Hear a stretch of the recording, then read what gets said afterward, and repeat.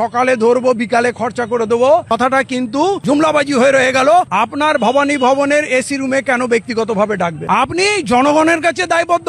এইটা শুধু ওর বাবা মার সন্তান নয়, ওটা এখন বাংলার সন্তান। হিন্দু মুসলমান 10 কোটি মানুষের প্রতিটা হৃস্পন্দন এখন জড়িয়ে আছে। ওইটুকু মেয়ে মায়া আসে না, তার চোখ উপরে নিয়েছে, জিভ কেটে নিয়েছে, তার শরীর থেকে মাংস খুবলে খুবলে নিয়েছে। কোনো হিন্দু মুসলমান দাঙ্গা হয়নি এখানে। হিন্দু মুসলমান কাঁধে কাঁধ দিয়ে ময়দানে নেমেছে আন্দোলনে। আর এত একটা সেন্সিটিভ ঘটনা যেখানে অপরাধীকে ধরে আনার পর, অভিযুক্তকে ধরে আনার পর পুলিশ তাকে ছেড়ে দিচ্ছে, মানুষের ক্ষোভ কোন জায়গায় যাবে? এটা কোন ব্রিটিশের রাজত্ব এসে গেছে যে সাধারণ মানুষ তার প্রতিবাদ গণতান্ত্রিক ভাবে করতে পারবে না? আর সেই গণতান্ত্রিক ভাবে অবস্থানকে, শান্তিপূর্ণ অবস্থানকে পুলিশ যদি আক্রমণ করে তাদের কথা শুনবে না? গণতন্ত্রে মানুষ পথে নামে, ঘরে ঢুকানো কার কাজ? আপনি গণতান্ত্রিক মুখ্যমন্ত্রী। মুখ্যমন্ত্রীর এই আচরণ অত্যন্ত বেদনাদায়ক। পুলিশের কাপড় পরে গুলি চালানো, সেখানে আগুন লাগানো, নন্দীগ্রামের আন্দোলন আপনি ভুলে গেলেন? আপনি তো মাস্টার মাইন্ড ছিলেন। আপনি নারী সুরক্ষা দপ্তরের দায়িত্বে আছেন, আপনাকে এখনো এখানে দেখা যায়নি। মুখ্যমন্ত্রীও এখন এখানে আসার সুযোগ পাননি।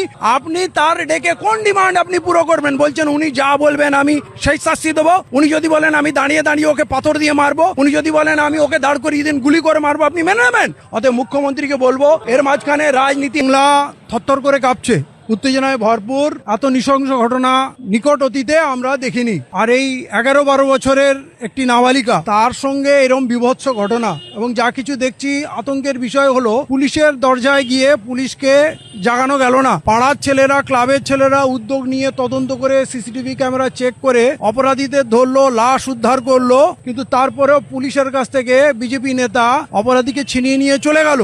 কোন রাজ্যে বাস করছি? যে বিভৎস দৃশ্য যা যা শুনছি। মেয়েটিকে শুধু নির্মমভাবে ধর্ষণ করেনি, ওইটুকু মেয়ে মায়া আসে না, তার চোখ উপরে নিয়েছে, জিভ কেটে নিয়েছে, তার শরীর থেকে মাংস খুবলে খুবলে নিয়েছে, এবং তারপরে তারা প্লাস্টিকের বস্তায় বেঁধে পানির মধ্যে ডুবিয়ে হত্যা করেছে। পুলিশ যদি প্রথম ডাকে সাড়া দিত, সন্ধ্যেবেলা যখন থেকে খোঁজা হচ্ছে, তাহলে হয়তো ওই মেয়েটাকে আমরা জীবুস্ত অবস্থায় বাড়িতে পেতাম, ফিরে আসতো। পুলিশের গাফিলতিতে এটা হলো না, এবং ধরে আনার পরেও পুলিশ ছেড়ে দেওয়া হলো। এখন মুখ্যমন্ত্রী আজকে যে কথা বললেন খুব হতাশ করলো আমাকে। তিনি বললেন 4টে কেস হবে।